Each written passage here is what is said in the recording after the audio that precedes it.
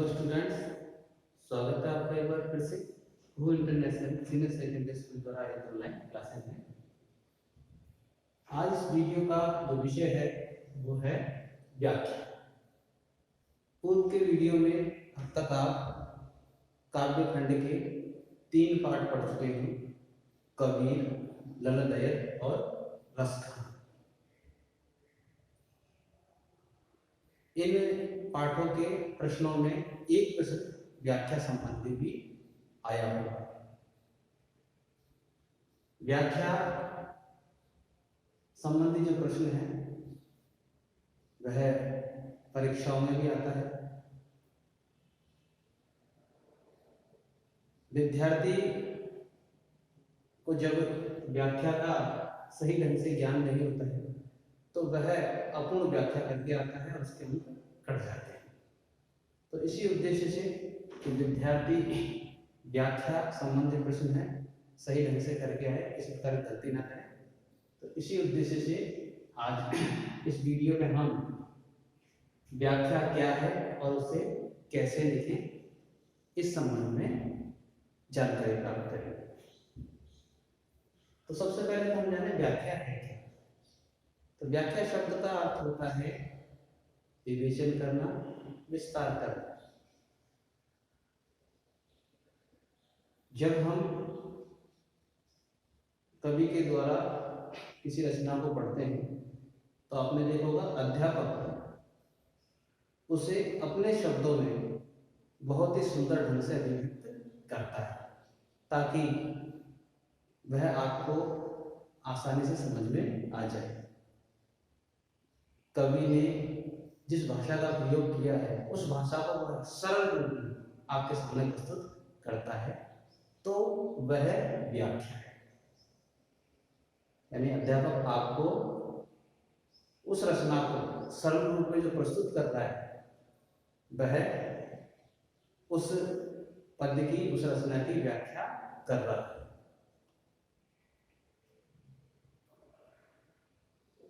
अब बात आती है कि व्याख्या लिखें कैसे। व्याख्या लिखने का तरीका क्या है, व्याख्या के कौन कौन से चरण होते हैं, कौन कौन से अंग होते हैं, किन बातों का ध्यान हम रखें। तो जब हम व्याख्या लिखें तो व्याख्या में 4 चरणों का अवश्य रूप से ध्यान रखना चाहिए। पहला चरण है हमारा संदर्भ।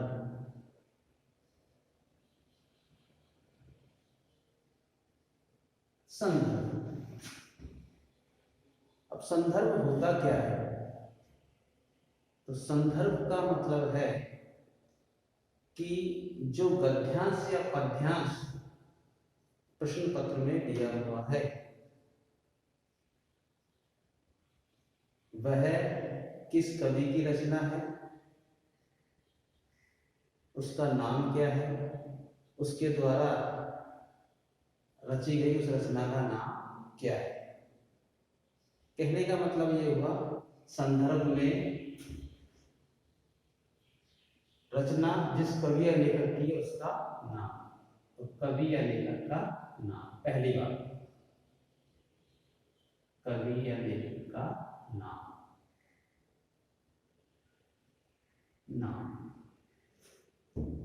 दूसरी बात आती है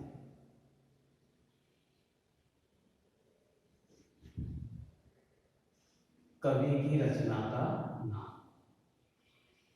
कवि या लेखक की रचना का नाम।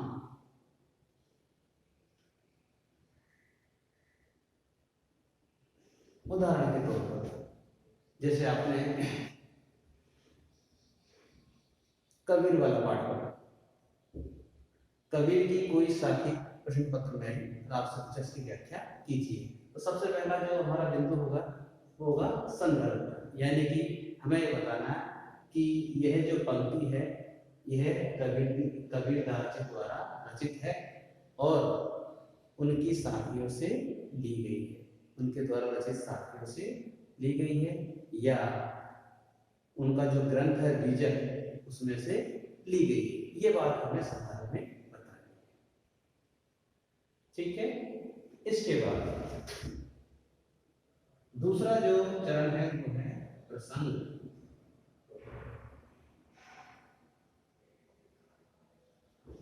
प्रसंग का मतलब क्या है? प्रसंग का मतलब ये है कि जो गद्यांश या पद्यांश दिया हुआ है उसमें कवि या लेखक ने किसके बारे में बताया है, किस विषय वस्तु के बारे में कवि या लेखक बता रहा है, उसको हमें प्रसंग में लिखना होता है। वो घटनाक्रम क्या है, किस घटनाक्रम के बारे में बात कही जा रही है, वो बात हमें प्रसंग के अंतर्गत लिखनी होती है। जैसे मान लीजिए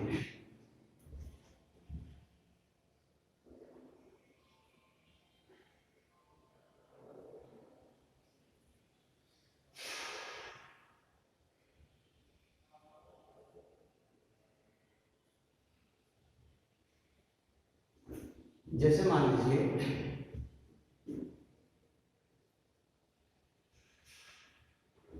रसखान ने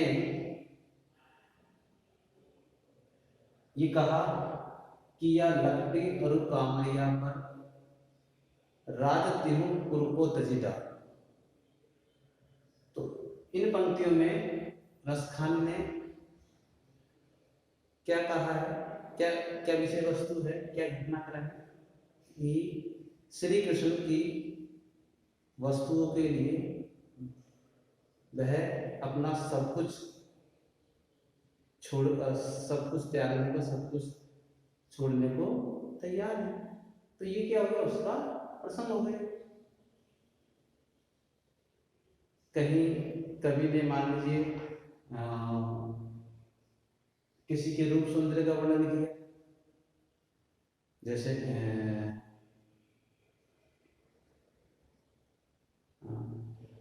पायनी नुपुर मंजू बजे कटे किंकनी की धुनी मधुर है।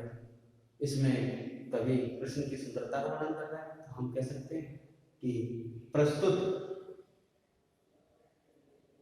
पद्यांश में कवि ने श्री कृष्ण की सुंदरता का वर्णन किया है।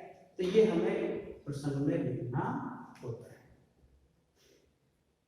इसमें सिर्फ घटना क्रम का और विषय वस्तु का संक्षेप में वर्णन करना होता है, बताना होता है कि हाँ इसमें ये बात बताई गई है, इसमें सुंदरता का वर्णन है, इसमें गोपियों की व्यवस्था का वर्णन है, इसमें ब्रजभूमि के प्रति कवि का प्रेम व्यक्त हुआ है, इसमें भक्ति भाव, ये बातें हमें प्रसंग में लिखनी होती है। उसके बाद तीसरा जो चरण है वो है व्याख्या, जो सबसे महत्वपूर्ण है। व्याख्या का मतलब ये है कि जो गद्यांश या पद्यांश दिया हुआ है उसे आप अपने शब्दों में सरल रूप में कहिए, लिखिए। जैसे रसखान ने अपने मन के भावों को व्यक्त किया तो उन्होंने तो ब्रज भाषा में कहा, तो आप व्याख्या ब्रज भाषा में थोड़ी कर सकते हैं। आपको तो अपने शब्दों में करनी है ताकि सामने वालों को समझ में आ जाए। तो आपको अपने शब्दों में उस बात को समझाना है, उस पद्यांश की या गद्यांश की सहायता से। याद रखिए जब हम व्याख्या करते हैं तो शुरुआत इस तरह से करें, कवि कहता है, इस तरह से आपकी शुरुआत होनी चाहिए।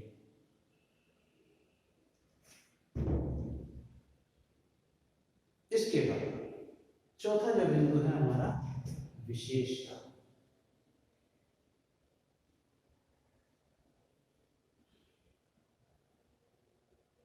इस विशेष वाले बिंदु में बच्चे अक्सर भ्रमित रहते हैं और इसे छोड़ जाते हैं। कारण यह है कि ये साहित्य के अंतर्गत आने वाला बिंदु है, साहित्यिक बातें इसमें आती है इसमें जो है जो गद्यांश से पद्यांश दिया हुआ है उसकी जो विशेषताएं हैं, बाहरी और आंतरिक जो विशेषता उनके बारे में बताना होता है। यानी हमें काव्य सौंदर्य विशेष को यहाँ आप काव्य सौंदर्य कह सकते हैं। काव्य सौंदर्य संबंधी विशेषता बतानी होती है, शिल्प संबंधी विशेषताएं बतानी होती है।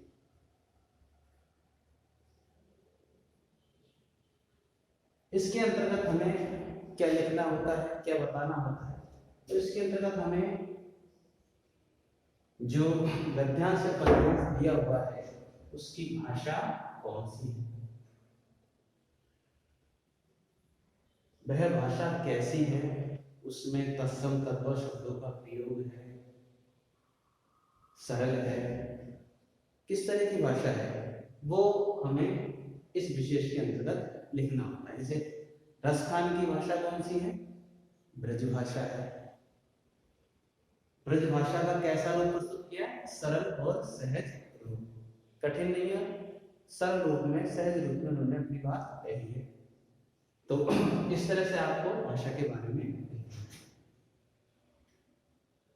उसके बाद रस है, उस रचना में कौन सा रस है? हास्य रस है, वीर रस है, श्रृंगार रस है। वो जानकारी अध्यापक जब आपको पढ़ाता है तो बता देता है कि इस रचना में ये रस है, तो वो हम लिख सकते हैं। फिर छंद की बात आती है कि जो गद्यांश पद्यांश है वो किस छंद में है। जैसे रसखान वाला पाठ हमने पढ़ा तो वो किस छंद में है? सवैया छंद में। तो हम क्या लिखेंगे कि प्रस्तुत पद्यांश सवैया छंद में है। फिर बात आती है अलंकार।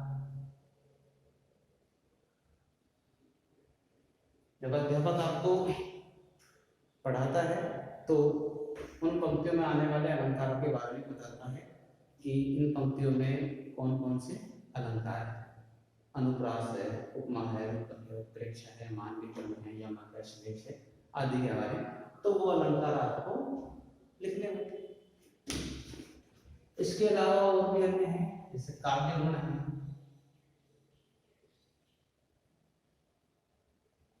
काव्य शैली है,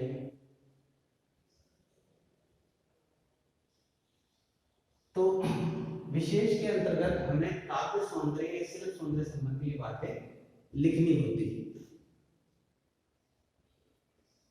जब हम इन चारों चरणों को क्रमबद्ध रूप से, ध्यान रखें क्रमबद्ध रूप से लिखें, पहले संदर्भ, प्रसंग, व्याख्या और फिर विशेष। यदि आपने क्रम ऊपर नीचे कर दिया तो आपकी व्याख्या वो सही नहीं मानी जाएगी।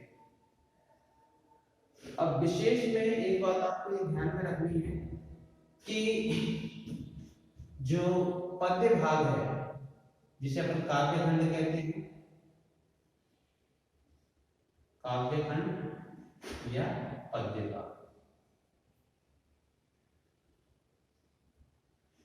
तो जब हम काव्य खंड का विशेष लिख रहे हैं तो उसमें तो ये सारी बातें आती हैं, रस, छंद और अलंकार, गुण। ध्यान रखें जब गद्य भाग की हम व्याख्या कर रहे हैं और उसका विशेष लिख रहे हैं तो गद्य भाग में रस, छंद, अलंकार नहीं होता है। उसके अंतर्गत हम भाषा लिख सकते हैं, काव्य शैली लिख सकते हैं,